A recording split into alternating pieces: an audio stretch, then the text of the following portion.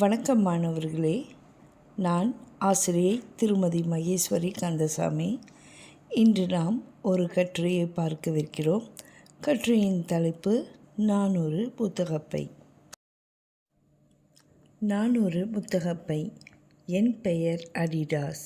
நான் கருப்பு நிறத்தில் இருப்பேன். நான் துணியால் செய்யப்பட்டேன். நான் புத்தகப்பை தயாரிக்கும் தொழிற்சாலையில் பிறந்தேன். அங்குதான் என்னை போன்ற பல நண்பர்களும் உருவாக்கப்பட்டனர். மாணவர்கள் பள்ளிக்கு புத்தகங்களை எடுத்து செல்ல அவர்களுக்கு பேருதவியாக இருப்பேன். ஒரு நாள் என்னையும் என் நண்பர்களையும் கனவுந்தில் ஏற்றினர். எங்களை சிரம்பானில் உள்ள ஜெஸ்கோ பேரங்காடிக்கு கொண்டு சென்றனர். அங்கு பணிபுரியும் ஊழியர்கள் எங்களை விற்பனைக்காக கடையில் அடுக்கி வைத்தனர். எங்கள் மீது விலைப்பட்டியலை ஒட்டினர்.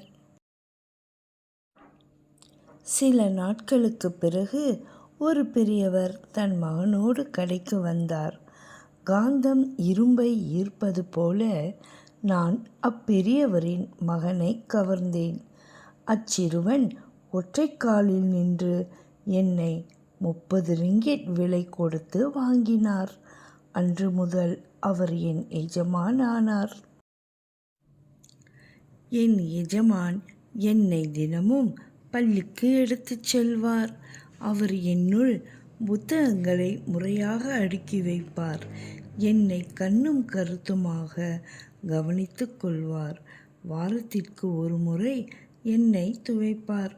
நான் என் எஜமானுக்கு நல்ல வழியில் பயன்படுகிறேன் என எண்ணி பெருமை அடைகிறேன்.